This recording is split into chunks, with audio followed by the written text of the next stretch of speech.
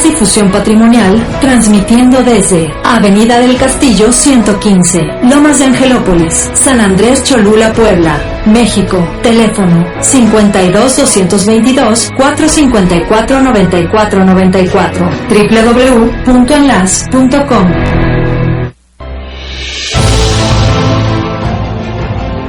El corazón de mi patrimonio, con Carlos Garcés.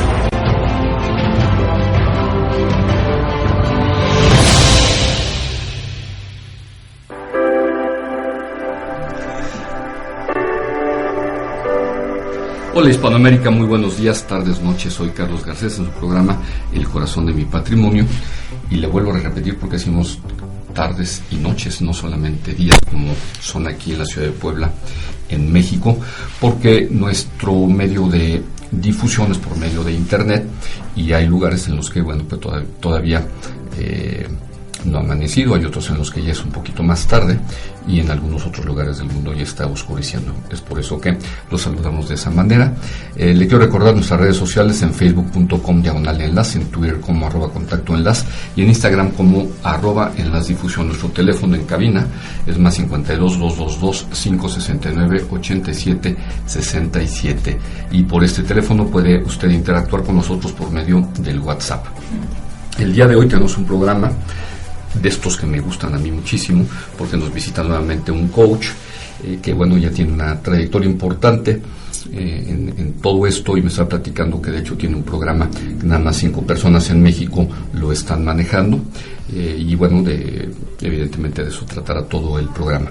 La persona que está con nosotros se llama Luis Pisa, y bueno, antes que nada le voy a dar la bienvenida. ¿Cómo estás, Luis? ¿Qué tal, Carlos? Buenos días, tardes, noches. Tardes, noches. A ti y a todas las personas que nos escuchan. Gracias por invitarme. No, al contrario, bienvenido Luis. Yo estuve platicando con Rafa con respecto a ti, y me gustaría que nuestro auditorio conociera qué es lo que estás haciendo. Más que nada, a mí me gusta preguntar por qué empezaste a involucrarte en estos temas del desarrollo humano, del desarrollo del potencial humano. ¿Cómo fue que llegaste a ser coach? Porque casi siempre descubro historias muy, muy interesantes, y a partir de ahí que nos expliques ya un poco la estructura de los programas que tú desarrollas, y por último que me comentaste. Pero si quieres, vamos desde el principio. ¿Qué fue lo que te motivó a estar inmerso en este mundo del desarrollo del potencial humano? Pues mira, la respuesta a esa pregunta yo creo que no tiene una sola vertiente, sino que incluso viene desde antes que yo supiera que eso existía, ¿no? Uh-huh. Y a lo mejor tiene que ver con alguna especie de vocación, si es que esto existe como un destino de la gente, porque yo aquí he encontrado, como dicen vulgarmente, lo mío. Lo tuyo. ¿Como una especie de misión también? Podríamos verlo también así, ¿no? Uh-huh. Y lo comento porque yo recuerdo que cuando estaba tomando la decisión de elegir una carrera académica, no encontraba entre la gran oferta que me presentaba la universidad que elegí, no encontraba exactamente lo que buscaba, ¿no? ¿Tú estudiaste allá en Colima? No, estudié aquí en Puebla. De hecho, yo soy de Colima, pero me vine a estudiar aquí a la Universidad de las Américas Puebla. Okay. Y vaya que tienen una gran oferta de carreras a estudiar, pero yo no encontraba exactamente qué es lo que yo necesitaba, yo quería, o dónde encajaba, ¿no? Entonces sabía que me gustaban cosas de antropología, de administración, de comunicación, de psicología, de derecho, o sea, de relaciones internacionales, de negocios. Yo estaba como un poquito de todo me gusta, y no logro integrar en ningún lugar. De poquito, pero del lado humanista. Yo no lo sabía. Esto es como la parte interesante de lo que hablo. Uh-huh. Exacto, como que hay algo en ti que te dice, como esto va por aquí, pero no te sabe decir, ¿no? Tú sabes que tenemos básicamente 3 campos de conciencia, que es todo lo que yo sé que sé, uh-huh. Luego todo lo que ya sé, todo lo que yo sé que no sé. Uh-huh. Pero después, y el más vastamente amplio, es todo lo que no sé que no sé. Ajá, así es. Entonces ahí, en la medida en que tú vas aprendiendo, te vas dando cuenta, o sea, va creciendo el círculo de lo que sé que no sé. Uh-huh. Pero el problema es que del otro nunca tienes conciencia, porque no sabes que no lo sabes, ¿no? Uh-huh. Hasta que llegan nuevos, alguien que te lo hace ver, pues empieza a crecer el otro círculo, y es como obnubilante, digamos, si se permite esa palabra. Pero bueno, en ese momento yo creo que los tres de alguna manera confluyen en los seres humanos y nos van llevando a tomar decisiones. En ese momento elegí la carrera de Ciencias de la Comunicación.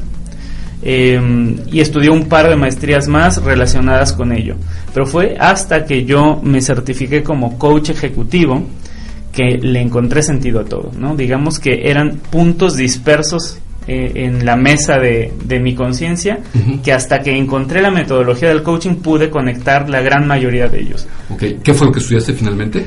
¿Qué carrera? Bueno, yo estudié Ciencias de la Comunicación, después la maestría en Comunicación Pública y después otra maestría en Comunicación y Medios Digitales. O sea, digamos que lo mío iba por la comunicación porque de todas las opciones yo entendí que esta parte de la vinculación humana era lo que más me gustaba. Ya era como esta intuición ontológica, ¿no?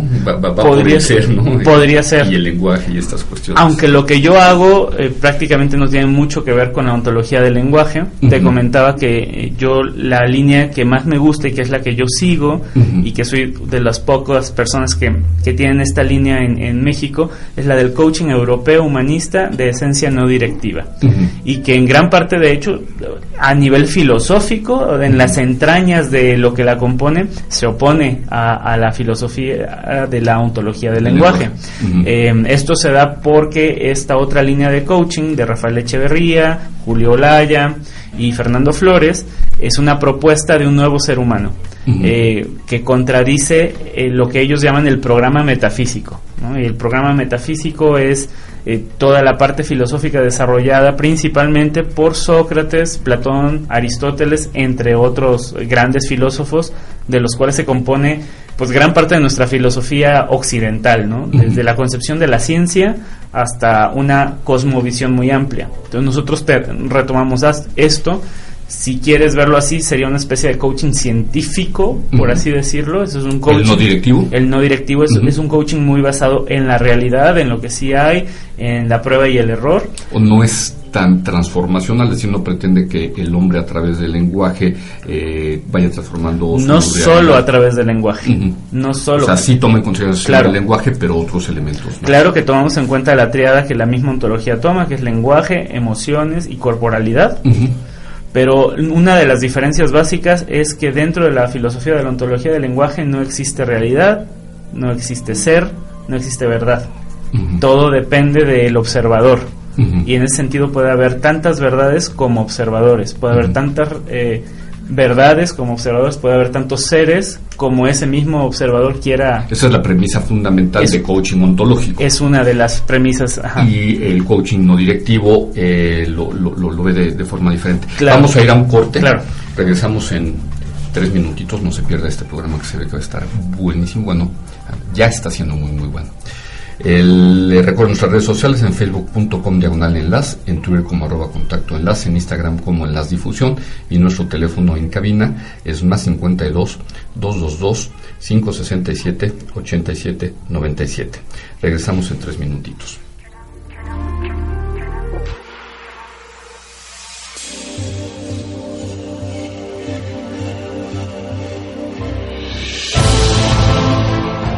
Estás escuchando El corazón de mi patrimonio, con Carlos Garcés. Regresamos.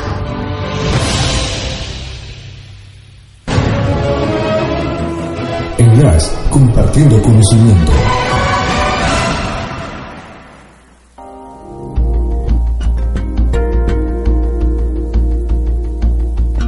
¿Te ha pasado que de repente te das cuenta de creencias y condicionamientos que te atan a tu pasado? ¿Quisieras conversar para poner orden y armonía en tu vida emocional? Danos la oportunidad de ayudarte. Acércate a nosotros. www.secreto.com, WhatsApp 22 24 58 9304.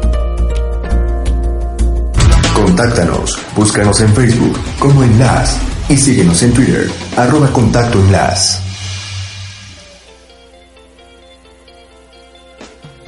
A veces sueñas con volver a nacer, con volver a empezar en la casa que tú quieres y crear un lugar junto a quien tú amas.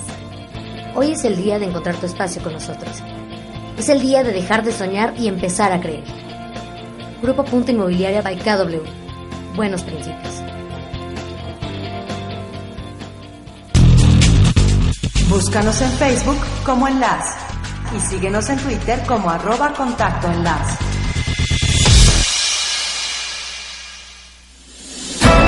Enlace, radio para ti.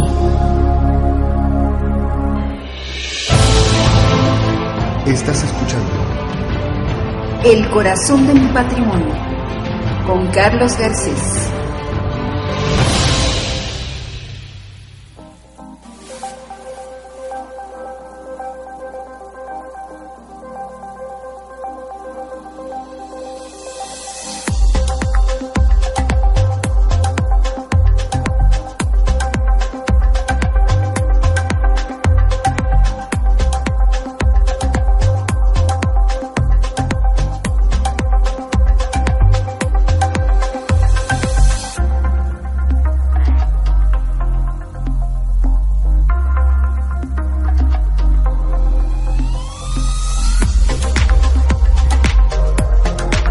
Hola, estamos de regreso en su programa El corazón de mi patrimonio. Nos encontramos platicando con Luis Pisa, quien es coach ejecutivo, y con quien estamos platicando sobre las diferencias de las distintas corrientes y de las escuelas de coaching a nivel internacional. Entiendo que hay 3 escuelas fundamentalmente: la chilena o ontológica, la norteamericana y la europea.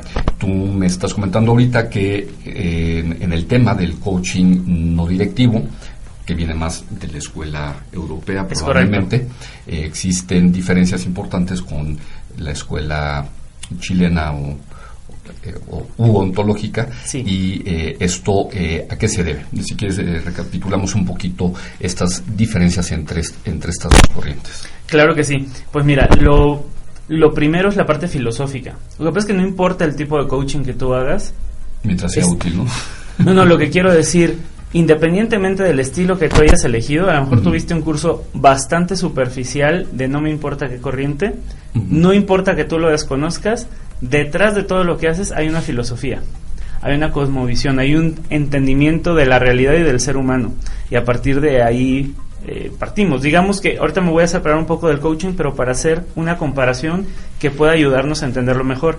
Tú sabes que a nivel empresarial se habla de eras, ¿no? De una era industrial, de una era de la revolución, de una era agrícola, de una era industrial y ahora de una era de las ideas.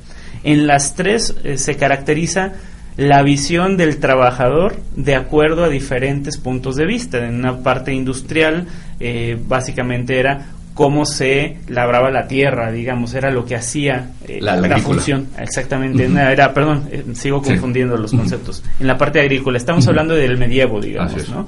Pero hacia 1800 tenemos la revolución industrial, y entonces aquí el ser humano, el trabajo que hace en combinación con las máquinas es lo que genera la productividad, y aquí digamos que lo que presta es el músculo. En ese sentido, la cantidad de horas sumaba cantidad de productividad, porque si tenías un tipo paleando todo el día, ¿no? Y este esquema donde hay un supervisor que va revisando que todo el mundo esté paleando, y que además haces, ¿cómo le llamaban? Había una visión científica de aquel momento de la productividad, que era tiempos y movimientos, ¿no? Que la combinación de tiempos y movimientos te iba a llevar a una mayor productividad. Y que todavía se utiliza muchísimo en la construcción y en todos los temas industriales. Vivimos mucho en ahí, sí. Pero ya estamos en otra era. O sea, digamos, estamos cambiando poco a poco. La revolución de los medios digitales y en concreto de la Internet, junto con la globalización, ha traído una realidad muy distinta. Y hoy sabemos que no importa el número de horas que tú hagas detrás de tu computadora, esto no es productividad. Tal vez de esas 10 horas incluso que llega a ser la gente, realmente 2 o 3 fueron realmente productivas y el resto fue Facebook, o fue chisme, o fue chat, o fue YouTube, o fue cualquier otra cosa. Entonces, quienes han visto esto han hecho cosas diferentes que ha beneficiado a las empresas y a los seres humanos. Hace poco veía incluso un video de Bill Gates que decía que había que ponerle impuestos a los robots, a las máquinas. Dice, si tú tienes un ser humano haciendo un trabajo industrial y eso lo taxas, digamos, en un término norteamericano, ¿no? Le pones un impuesto, ¿por qué no? Cuando lo sustituyes y pones una máquina que lo hace por él, no se pone el impuesto, ¿no? La idea de meter los robots a las fábricas era sacar a los seres humanos a profesiones que tienen más que ver con la empatía, con las relaciones, con las emociones, cosas que no pueden hacer los robots. También. Entonces fíjate cómo es importante la concepción del ser humano. Lo grabas sería en lugar de taxar. Lo grabas, sí, eso. Lo grabas, ¿no? Qué bueno que estoy con un experto en esto, porque lo mío no es esto de los impuestos y demás. Pero bueno, a lo que voy es, no importa lo que tú hagas, siempre hay una filosofía detrás, y esto determina cómo observas, cómo miras y cómo entiendes. Entonces, si tú miras y esto es lo que sostenemos los coaches no directivos, si tú miras al ser humano como que no tiene esencia, sino que tiene la esencia que quiera tener y se puede diseñar a sí mismo una y otra vez, pues claro que entiendes estos cursos de coaching coercitivo que les llaman, donde hacen que se enfrenten con los mayores miedos y que salen pues con un hype al final del curso de que se pueden comer el mundo, y a la hora que se enfrentan a la realidad ven que no se pueden comer el mundo, ¿no? Fue algo momentáneo, nada. Fue algo, pero incluso... Pero al menos fue un descubrimiento. Es un descubrimiento. Algo diferente, ¿no? Claro. Más que lo importante es el manejo. Sí, sí, que te den una técnica efectiva para enfrentar tu realidad. Así es. Porque lo que pasa a veces para algunas personas y para unas en escuelas, yo no quiero generalizar ni decir que el coaching ontológico es malo, es que ha traído problemas en la personalidad de quienes asisten, porque dicen, bueno, es que yo no soy nadie, yo soy quien yo quiera ser. Uh-huh. Entonces, si ya no me funciona lo que yo estoy haciendo, solo falta, como el ave fénix, destruirme para renacer. Uh-huh. Y entonces esto ha traído algunas afectaciones documentadas. Y yo creo que todos los coaches además es un desperdicio muy grande, ¿no? Entonces todos estos 20, 30, 40, 50, 60 años que viví los tiro a la basura porque no sirvieron de nada, y a partir de ahí me construyo. Claro, y esto es algo que pasa, es decir, sin coaching existe la famosa crisis de dime la década que quieras, ¿no? Lo que pasa es que aquí se ha insertado a darle una explicación de esas crisis, pero además una metodología para entrar y salir de ellas. Dentro del coaching no directivo, y de ahí la palabra no directivo, que no tiene que ver con directivos, gerentes o altos mandos, sino con que la dirección de la sesión de coaching no la lleva el coach, la lleva el cliente. Trabajamos plenamente con el área consciente. Nosotros no vamos a llevar al cliente a ningún lugar, va a ser a donde quiera ir, y va a trabajar principalmente con su conciencia hacia su expansión y hacia donde esté preparado, listo y quiera hacerlo. Que provoca esto que nuestro proceso es un poco más lento, pero es más seguro, es inocuo en el sentido de que no vamos a tener unos breakdowns ahí dentro de la sesión. No queremos hacerlos llorar ni sufrir, claro, ¿no? Oye, y para que esto funcione bien, se requiere que antes de que yo vaya a mi proceso de coaching pase por algún proceso como de armonización emocional, no es o necesario. Puedes empezar independientemente de la situación emocional en la que te encuentres. No es necesario, lo único es que yo en lo particular, y creo que varios coaches de la línea no directiva, es si tú estás siendo medicado, digamos, por un psiquiatra, preferimos que lo posterguemos, claro, a menos de que el psiquiatra diga que el medicamento, la medicación que estás tomando realmente no afecta, no altera ningún estado de percepción. Pero no me voy al extremo. Lo que pasa es que hay corrientes que recomiendan, sabes que antes de que empecemos el proceso de coaching, porque no vas a realizar un proceso terapéutico para que llegues un poquito más limpiecito, sí, desde el punto de vista emocional. En este caso no vemos ni suciedad ni limpieza, vemos que la gente, todas las personas somos el producto de todo nuestro pasado hacia ahora el presente, y que asimismo nos podemos mover hacia el futuro que queremos. Ok, vamos a ir a un corte, regresamos con la conclusión de estas ideas con Luis Pisa. Soy Carlos Garcés en su programa El Corazón de mi Patrimonio.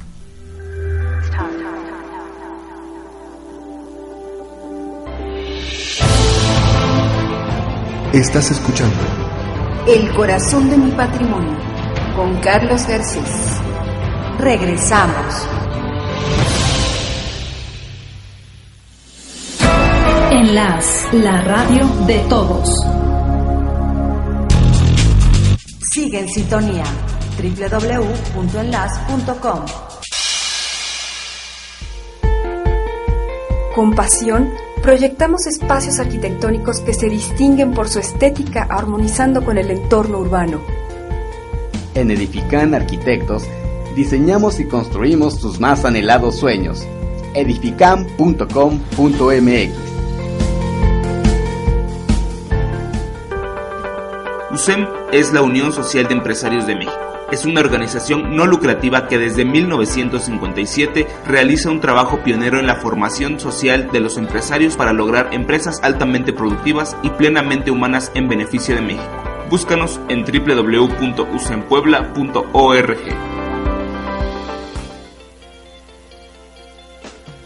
A veces sueñas con volver a nacer, con volver a empezar en la casa que tú quieres y crear un lugar junto a quien tú amas. Hoy es el día de encontrar tu espacio con nosotros. Es el día de dejar de soñar y empezar a creer. Grupo Punto Inmobiliaria by KW. Buenos principios.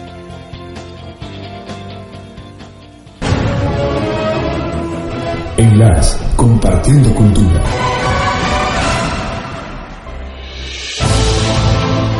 Estás escuchando El corazón de mi patrimonio, con Carlos Garcés.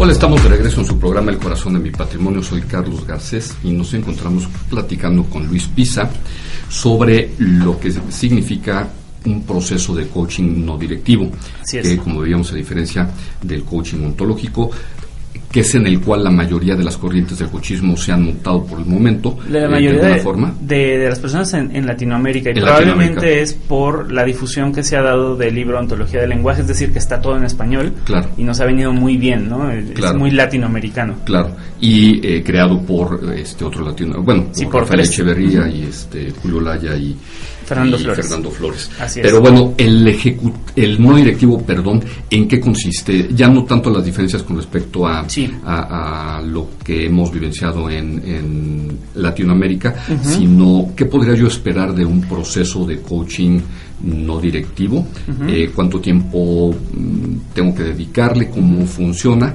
y qué es lo que más voy a recibir de un proceso como este.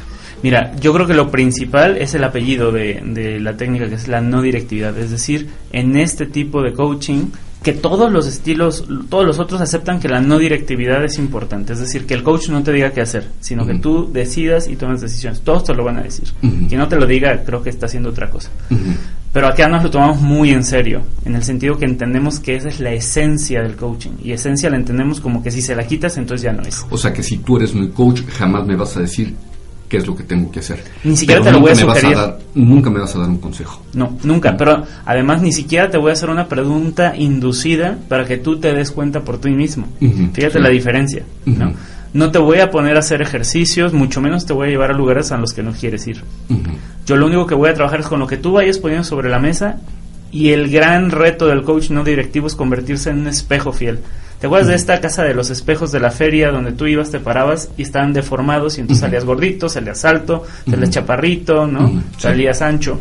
Eso es lo que pasa cuando nosotros metemos, entre comillas, de nuestra cosecha en el proceso de coaching. Cuando queremos completarle la frase porque estamos aquí tan en sintonía que yo ya creo que sé lo que el otro va a decir y resulta que no tenía nada que ver. Cuando yo le genero un diagnóstico de lo que le está pasando. ¿Cuál es el problema de hacer un diagnóstico? Eso está muy bien para un consultor, pero no está muy bien para un coach, en el entendido de que el coaching debe de ayudar a la persona a sacar el aprendizaje de dentro hacia afuera y no de afuera hacia adentro.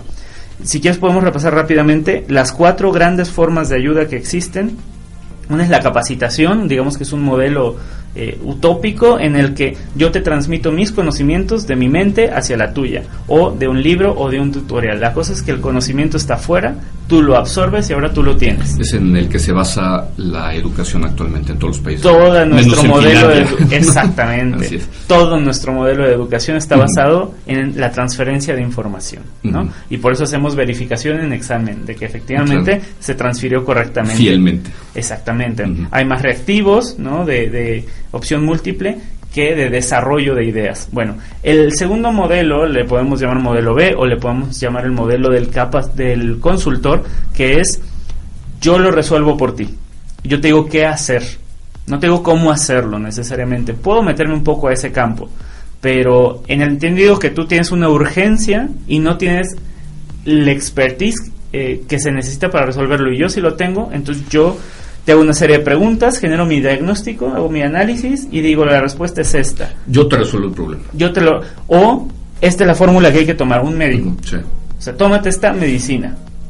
Por eso es el diagnóstico. Exactamente, ¿no? Entonces hay un diagnóstico y hay una propuesta de resolución que el consultor puede o no implementar. Luego tenemos el modelo del mentor, donde te dice, bueno, yo no sé tú cómo le vas a hacer. Yo lo que haría es esto. Y te lo recomiendo porque yo ya lo vivencié y te estoy demostrando que he sido exitoso. Sí. O he sido un referente o ya lo viví. En estos tres, evidentemente, tú buscas a quien sabe más que tú del problema. Tanto el capacitador, quiero aprender Excel avanzado, no sé cómo hacerlo, ¿no? Entonces busco o la página de Excel donde viene el tutorial, o busco al amigo que sabe, o busco al capacitador, el curso, donde sea, ¿no? En el consultor, evidentemente, necesitas saber más que tú. Y el mentor, evidentemente, también. Digamos que es tu ex jefe, es tu papá, es tu abuelo, es un sabio, ¿no? Sí. Que no necesariamente va a estar interesado en decirte qué hacer, sino en decirte cómo lo resolvería, ¿no? Son modelos ideales, no quiere decir que no se crucen. Es decir, una misma persona puede enseñarte, darte una transferencia de experiencia y darte un cómo resolverlo, ¿no? Pero estoy hablando de modelos ideales y aquí queda un hueco. Y ese es el que abarca el coaching. Por eso sostenemos que el coaching no viene a ocupar el lugar de nadie más, ni del consultor, ni del capacitador, ni del mentor. En este otro hueco que queda es cómo hago que surja el conocimiento de ti, pero sin yo decirte cómo. O sea, es descubrir lo que no sabes. Sí, y lo que tú quieras descubrir, a final de cuentas. Yo parto de que tú realmente quieres resolver tu problema y no has podido hasta ahorita por ti mismo. Además podría ser el más valioso porque la verdadera sabiduría está dentro de nosotros. Totalmente. Entonces ahí es donde hay más tela que cortar. Y además de que para mí es el más valioso, porque esto genera realmente un aprendizaje en las personas, es el menos explotado en el mercado, eso es lo que menos existe. El modelo clásico de ayuda en el que vivimos es yo lo hago por ti, yo te digo cómo hacerle, o yo te digo qué debes de saber o darte cuenta. Es decir, la gran mayoría, no sé si estoy exagerando, pero para dimensionar un poquito, el 90% a lo mejor es la capacitación. Luego tienes ahí, se empezó a poner de moda el consultor, a lo mejor a principios del siglo XX, un poquito es, yo sé la receta y te digo. Luego está la mentoría, la mentoría que es está, muy bueno, poquita. Es muy poquita, pero ha existido desde que existe el hombre, ¿no? De hecho viene de mentor, ¿no? Esta persona que elige algún rey en la antigua Grecia, me parece, para educar a su hijo mientras él se iba a la guerra ahí en la Ilíada y la Odisea está. Y escoge a los sabios. Y escoge a alguien que admire. A ver, quiénes son los hombres más sabios. Y su amigo mentor, ¿no? Exactamente. Es un Aristóteles para Alejandro Magno, en fin, o sea, esto ha existido desde siempre, se ha manejado, pero lo que desde mi perspectiva se empieza a manejar ya después de la Segunda Guerra Mundial hasta el momento, y se ha empezado a popularizar y a tomar más fuerza, pero sigue siendo por mucho el menos explotado, es precisamente este proceso de coaching. Así sí, y de hecho el proceso de coaching, la palabra como tal, como la concebimos hoy, es un constructo de los 70s. Uno de los hitos que nosotros retomamos es el libro El juego interior del tenis, The Inner Game of Tennis, que hizo Timothy Galway, quien por cierto viene el próximo mes a México y voy a un entrenamiento con él. Él es considerado el padre del coaching europeo, ¿no? Exactamente. De la corriente europea.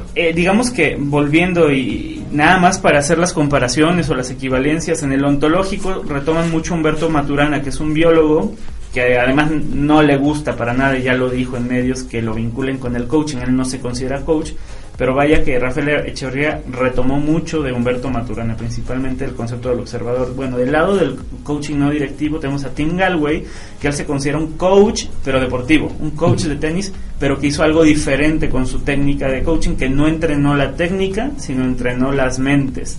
Y esto es algo que hemos retomado junto con, rápidamente, un repaso histórico: Sócrates, Platón, Aristóteles, la fenomenología, el existencialismo, la psicología humanista y el juego interior de Tim Gallwey. Esto conforma nuestro marco histórico de coaching, nuestra tradición, digamos. Pues hemos llegado al final del programa, se nos pasó volando porque está sumamente interesante. Espero que podamos volver a platicar.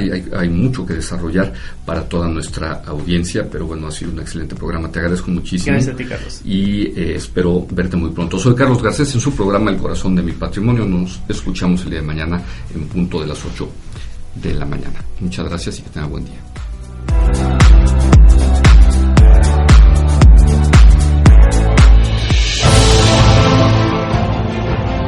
El corazón de mi patrimonio, con Carlos Garcés.